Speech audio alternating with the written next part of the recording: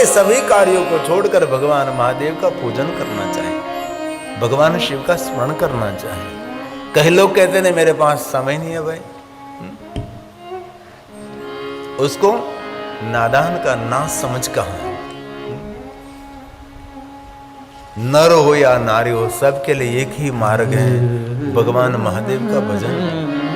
धर्म अर्थ काम मोक्ष चरित्रम देव देवस्य महादेव सपारम परमोदारम चतुर्वर्ग से साधनम।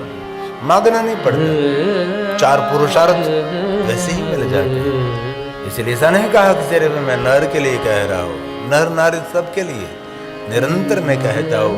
भगवान व्यास ने कहा सबके लिए एक ही मार्ग है, भगवान महादेव का पूजन, भगवान महादेव का स्मरण, शंकर जी का अर्चन, शंकर जी का दर्शन। इसलिए भगवान ने कहा है नरो भवतु वा नारी, नर हो या नारी सबके लिए। और भगवान महादेव के परिवार में कोई भेद नहीं है, ये पुरुष है नारी है, कुछ भी नहीं। गहरे से देखे तो भगवान की शिव की दुनिया में पवित्र अपवित्रता का कोई भेद नहीं। शिव की दुनिया समझना समझाना तो बहुत कठिन है। बहुत सारी ऐसी कथा है कि इस कथा समझने में तो कोई आचार्यों के चरणों में बैठना पड़ता है, हमारी बुद्धि वहां से रुक जाती है। ऐसी भगवान शंकर जी की अद्भुत लीला है। इसलिए कहा मैं सिर्फ पुरुष के लिए नहीं, सबके लिए मैं कह रहा हूं। नरो भवतु वा नारी माम्भ्यर्चे सदा शिवम्। कोई भी मेरा अर्चन करे, कोई भी मेरा पूजन करे, उनको धर्मार्थं च कामं च प्राप्य मुक्तिं च विन्दति, प्राप्य मुक्तिं च विन्दति। सबको मैं मुक्ति प्रदान करता हूँ। शंकर जी श्रेष्ठ मुक्ति के देवता हैं, इसलिए महादेव का भजन तो करना ही चाहिए। शिव महापड़ ग्रंथ में तो कहा जीवन पर्यंत विश्व के सभी देवी देवताओं की पूजा करते रहो, कुछ होने वाला नहीं है। जहां तक महादेव की उपासना आपने नहीं की, वहां तक सभी पूजा अधूरी है। और विश्व के किसी के देवताओं की पूजा अर्चना आपने नहीं किया, लेकिन महादेव की पूजा अर्चन दर्शन कर लिया, इनमें सबकी पूजा, सबका दर्शन, सबका अर्चन है। ये बात भृगु ऋषि ने दक्ष महाराज को समझाई थी, क्योंकि दक्ष महाराज शंकर भगवान के द्वेषी थे। यज्ञ कर रहे थे तो महादेव को निमंत्रित नहीं किया था। दक्ष महाराज के गुरु भृगु ऋषि ने बहुत समझाया कि तेरा यज्ञ कभी पूर्ण नहीं होगा, यज्ञ का फल भगवान शंकर जी देते हैं और तूने भगवान शिव जी को निमंत्रित नहीं किया। लेकिन दक्ष महाराज ने सदगुरु भृगु की बात नहीं मानी और यज्ञ पूर्ण नहीं हुआ, यज्ञ का विध्वंस हुआ। इसलिए मैं कहना ये चाहता हूँ, हमारे जीवन का मूल शिव है, हमारे जीवन का आधार शिव है। हमारे हृदय में, हमारे विचारों में, हमारी वाणी में शिव रहना चाहिए, हमारे तन में, हमारे मन में, हमारे जीवन में। शिव के बिना किसी जीव का उद्धार हो ही नहीं सकता। इसलिए कोई भी विश्व के देवी देवताओं की कथा सुनो, सबके मूल में शिव है। कोई भी ऋषि, कोई भी देवता, सबके मूल में शिव है। शिव महापुर अंतर्गत द्वारकाधीश भगवान कृष्ण के शिव भक्ति का वर्णन किया है। राम जी ने भगवान महादेव की उपासना, उनका वर्णन किया। लेकिन दुर्भाग्य है उन लोगों का जो भगवान महादेव का भजन नहीं करते, जो महादेव को याद नहीं करते, शंकर भगवान का स्वीकार नहीं करते, जो शंकर जी को दूसरे दृष्टि से देखते हैं, उसका कभी इस भव ने पर भव में कभी कल्याण नहीं होने वाला है। क्योंकि शिव ही हमारा जन्म स्थान है, उद्गम स्थान है, हमारे जीवन का प्रारंभ भगवान शिव है। इसलिए जिनको अपना मंगल करना, उसके तन में, मन में, जीवन में शिव ही होना चाहिए। शिव के बिना कभी हमारा मंगल नहीं। मैं डराता नहीं हूं, मैं जगाता हूं।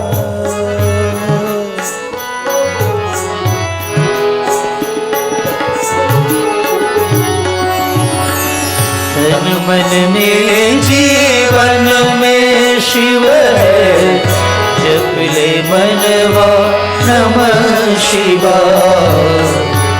जपले मनवा नमः बोलिए साथ में। शिवाय।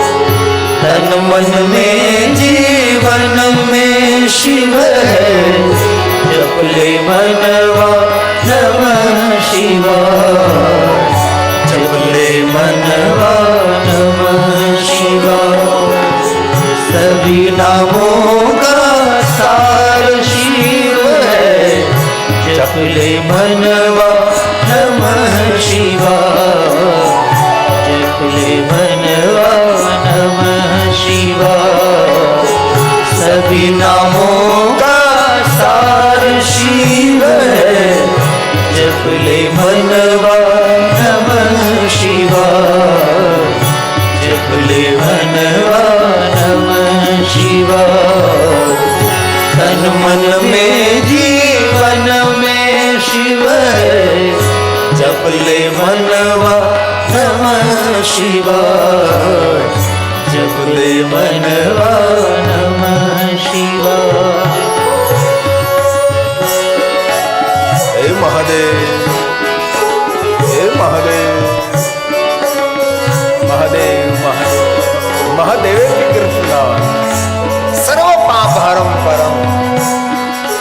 महादेव महादेव महादेव महादेव महादेव की कीर्तना शिवलोकम ब्रजेंद्र। जो महादेव महादेव बोलता है, इसलिए हल्का चलता बैठता उठता खाता पीता उड़ता जागता, घर में वन में शमशान में पवित्र अवस्था में अपवित्र अवस्था में भज सांब सदाशिव, भज सांब सदाशिव। शिव की जटा से बहती गंगा, भगीरथ जी का पुण्य है गंगा। हे गंगेश्वर, हे गंगनाथ। शिव की जटा से बहती गंगा, भगीरथ जी का पुण्य है गंगा। इंद्र भूमि की प्राण है गंगा, जपले मनवा नमः शिवाय। इंद्र भूमि की प्राण है गंगा, जपले मनवा नमः शिवाय। जपले मनवा नमः शिवाय। तन मन में जीवन में शिव है, जपले मनवा नमः शिवाय। जपले मनवा नमः शिवाय। हे महादेव,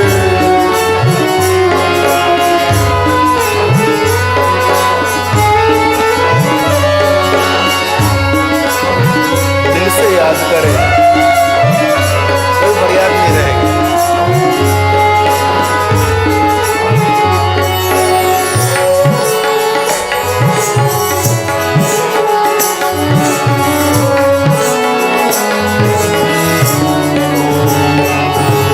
कर त्रिशूल और डमरूधारी, अघोर रूप है मंगलकारी। हे महादेव, हे महादेव। कर त्रिशूल और डमरूधारी, अघोर रूप है मंगलकारी। गिरि कहे अविनाशी देवा, जपले मनवा नमः शिवाय। गिरि कहे अविनाशी देवा, जपले मनवा नमः शिवाय। जपले मनवा नमः शिवाय। तन मन में जीवन में शिव है, जपले मनवा नमः शिवाय। जपले मनवा नमः शिवाय। सभी नामों का सार शिव है, जपले मनवा नमः शिवाय। जपले मनवा नमः शिवाय। चपले मनवा नमः शिवाय, चपले मनवा नमः शिवाय। कल मैंने शिव महापण भगवान को प्रणाम किया और महात्म्य कथा का श्रवण किया। आज हम शिव महापण कथा का प्रारंभ कर रहे हैं। और भगवान महर्षि वेदव्यास जी ने शिव महापण ग्रंथ के प्रारंभ में भगवान शंकर जी को प्रणाम किया, माता भवानी को प्रणाम किया और गणेश जी की वंदना की और असमर्थ भाव भी प्रकट किया है। ये भगवान शिव जी की वंदना है। भगवान महर्षि वेदव्यास जी शंकर जी को किस दृष्टि से देख रहे हैं, ये बहुत महत्व की बात है। भगवान महादेव को देखने की सबकी दृष्टि अलग अलग रही है। ब्रह्मा की दृष्टि में शिव कौन है, भगवान विष्णु की दृष्टि में शिव कौन है, देवगुरु बृहस्पति की दृष्टि में महादेव कौन है, सबकी विचारधारा में कुछ न कुछ अलगाव है। अब हम ग्रंथ का प्रारंभ कर रहे हैं, महादेव की कथा के द्वार खोल रहे हैं, हम शिव कथा में प्रवेश कर रहे हैं। इसलिए भगवान महर्षि वेदव्यास जी भगवान शिव की वंदना करते हैं, महादेव को प्रणाम करते हैं। कैसे प्रणाम कर, जरा देखिए, जरा सुनिए। जगतः पितरं शंभो, हमारे सबके पिता शिव हैं, हमारे सबके पितृ भगवान शिव हैं। इसलिए महादेव का जो आराधन करते हैं उनके परिवार में कभी कोई पितृ पीड़ा नहीं रहती, क्योंकि सबसे पहले पितृ तो शिव है। हमारा सबका उद्गम स्थान तो शिव है, वहां से हमारी सबकी यात्रा प्रारंभ हुई है। पितरम, और भगवान महर्षि वेदव्यास जी ने 1000 नामों से शंभु नाम पसंद क्यों किया? क्योंकि स्वयंभू है, विभू है, प्रभु है, इसलिए शंभु है। कोई देवता को शंभु नहीं कह सकते, ये भगवान शिव जी का नाम है। ये स्वयंभू, विभू भी है, प्रभु भी है, वो शिव है और पूर्ण जगत के पिता है। ये बात अकाट्य है, ये बात को कोई काट नहीं सकता, वो शिव परंपरा है। इसलिए महादेव का जो आराधन करते हैं उसका पितृ तृप्त रहते हैं। शंकर जी का भजन करते हैं, शंकर जी का स्मरण करते हैं, उसके पितृ देवलोक में, स्वर्गलोक में, सर्वलोक में विचरण करते हैं, आनंद करते, लहर करते हैं। उनको कहीं जाने की परमिशन, कहीं जाने की अनुमति नहीं लेनी पड़ती, क्योंकि उसके परिवार में महादेव की उपासना हो रही है। शिव हमारे सबके लिए हमारा उद्गम स्थान है। ब्रह्मा जी ने नारद जी को कहा, नारद जो आपके आंखों के आप देख रहे हैं ना, सब कुछ भगवान शिव का ही विस्तार है, ये शिव शक्ति का ही विस्तार है। इसलिए भगवान महर्षि वेदव्यास जी ने भगवान शंकर जी के लिए कहा, पितरम, हमारे सबके पितृ हैं। जगतः पितरं शंभो, जगतो मातरं शिवा, तत्पुत्रश्च गणाधीशं, न त्वेतद् वर्णयामहे, न त्वेतद् वर्णयामहे, न त्वेतद् वर्णयामहे। भगवान व्यास जी ने ऊंचा हाथ कर दिया कि महादेव जी आपकी महिमा का वर्णन करने में समर्थ नहीं हूं। महादेव आप जगत के पिता है, ए मां भवानी जगतो मातरम शिवा, आप जगत की माता है। हमारे शरीर के माता पिता तो बदलते रहे, लेकिन मूल माता पिता कभी बदलते नहीं। माता च पार्वती देवी पिता देव महेश्वर, माता च पार्वती देवी, इस बात को कोई तोड़ नहीं सकता। शिव जी की महिमा ऐसी अकाट्य महिमा है। जो मूल हमारा सबका है। लेकिन बहुत लोगों का दुर्भाग्य है, मूल भूल गए, डाली को पकड़ रहे, पत्ते को पकड़ रहे हैं। शिव हमारा सबका आधार है, हर जीव का उद्गम स्थान शिव है। इसलिए कहा हमारे सबके माता पिता हैं। माता च पार्वती देवी, पिता देवो महेश्वर,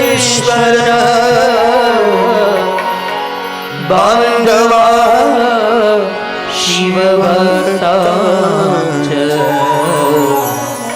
स्वदेशो भुवनत्रयम्। हमारा एक देश नहीं, हमारा देश स्वदेशो भुवनत्रयम्। हम तीनों भुवन में विचरण करने वाले ये शिव जी का अंश स्वरूप महात्मा है।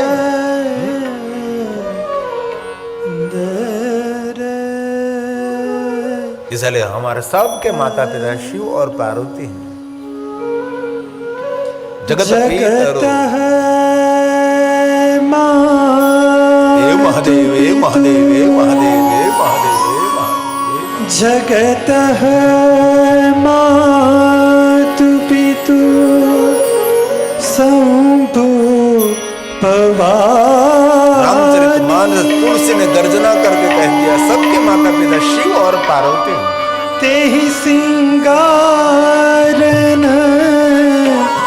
काहू बखानी, जगत मातु पितु शंभु भवानी। शंभु और भवानी, उनके श्रृंगार का मैं वर्णन नहीं कर सकता। और रामचरितमानस तुलसी जी ने प्रारंभ में कह दिया भवानी शंकर वंदे श्रद्धा विश्वास रूपे। हमारे सबके माता पिता वो है, इसलिए शिव के बिना हमारा जीवन संभव नहीं है। और शिव महापुराण ग्रंथ में बहुत सुंदर बात कही कि कोई भी व्यक्ति को महादेव तक पहुंचाना वो सबसे बड़ा पुण्य है, उससे बड़ा कोई पुण्य नहीं है। संसार में कोई भटक रहा है इधर उधर यहाँ वहाँ, बहुत सारे पंथ पंथादि वहाँ जा रहा है, लेकिन उनको मूल स्थान पर पहुँचाना वो सबसे बड़ा पुण्य है, सबसे बड़ा सत्कर्म है। इसलिए हमारे जीवन मार्ग में कोई ऐसा व्यक्ति मिले तो उनको शिव की ओर ले जाना बहुत बड़ा पुण्य है, क्योंकि शिव के बिना जीव का कभी उद्धार नहीं हो सकता। कोई भी तरीके से उनको महादेव के साथ जोड़ना ये सबसे बड़ा सत्कर्म, सबसे बड़ा पुण्य कर्म है। और एक बात मैं बहुत दिल से कहना चाहता हूं, हम रोज बोलते हैं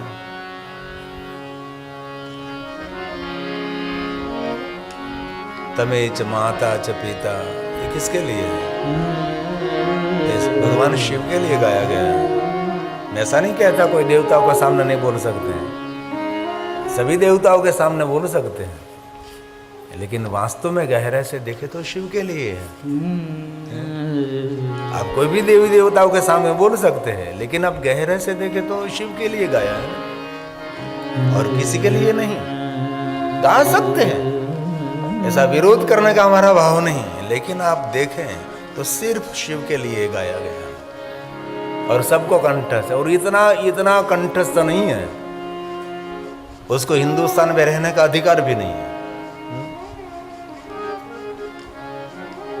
हमारे सबके पिता शिव है, हमारे सबकी माता आद्य शक्ति है। हम सब उनके उपासक हैं, उनकी एक चेतना हम सभी हैं। इसलिए सिर्फ शिव के लिए कहा गया है त्वमेव माता च पिता त्वमेव, सिर्फ महादेव के लिए। त्वमेव बन्धुश्च सखा त्वमेव, त्वमेव विद्या द्रविणं त्वमेव त्वमेव सर्वं मम देव देव त्वमेव सर्वं मम देव देव। अंतिम पंक्ति क्या सूचन करती है कि जितने मेरे देवता हैं सभी देवताओं के देव कौन है? महादेव।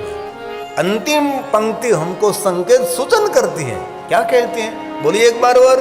त्वमेव सर्वं मम देव देव।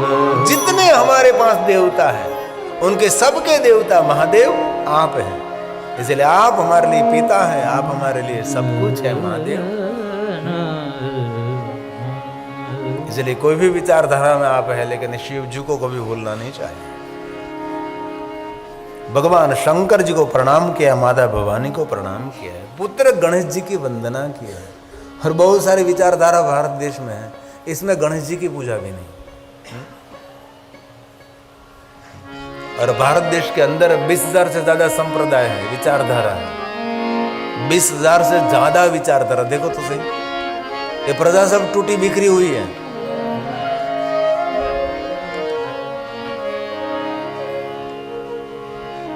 विचारों से अलग हो गए, विचारों से अलग, इसलिए टूटती रही।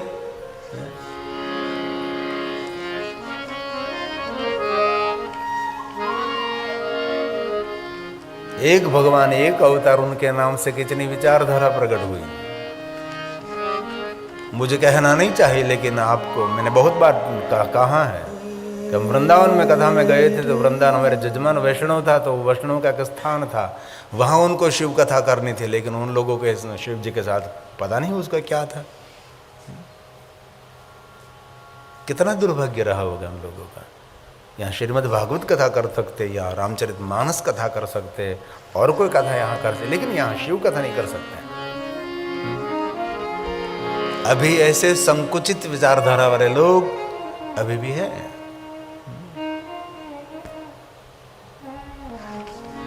जिनके हृदय में भगवान शिव जी की दूरी है, उसका कभी कल्याण नहीं होने वाला है। शिव ही हमारा सबका आधार है। इसलिए एक श्लोक में भगवान महर्षि वेद व्यास जी ने शंकर जी को प्रणाम किया, माता भवानी को प्रणाम किया, भगवान गणेश जी की वंदना की। गणेश के बिना तो हमारा व्यवहार कैसे हो सकता है? हमारे सबके घर में गणेश जी रहते हैं, और जिनके घर में गणेश जी नहीं है उसके घर का कभी पानी भी नहीं पीना चाहिए। हमारे गुणों का आधार है। विघ्नहर्ता तो है ही, लेकिन मंगल करता भी है, हमारा शुभ करता है, हित करता हमारा देव है।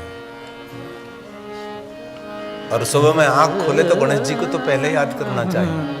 गणेश जी को याद करे तो शिव जी तो ऐसे ही प्रसन्न हो जाएंगे। कोई भी पिता को प्रसन्न करने के लिए उसके सामने उसके पुत्र की प्रशंसा करो। पिता बहुत प्रसन्न रहता है कि कम से कम मेरा बेटा ठीक है। एक मनोविज्ञान है ना।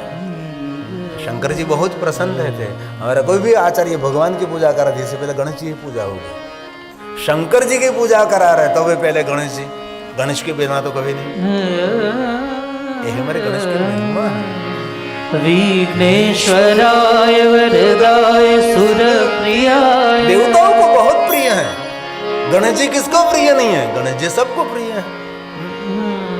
सुरप्रिया हे भगवान गणेश, विघ्नों के हरता देव, हमारा सबका मंगल करते हैं भगवान गणेश जी। ये जग प्रसिद्ध है। इतनी पंक्ति तो सबको कंठस्थ रहती हैं। विघ्नेश्वराय वरदाय सुरप्रियाय लंबोदराय सकलाय जगद्धिताय। और क्या कहा?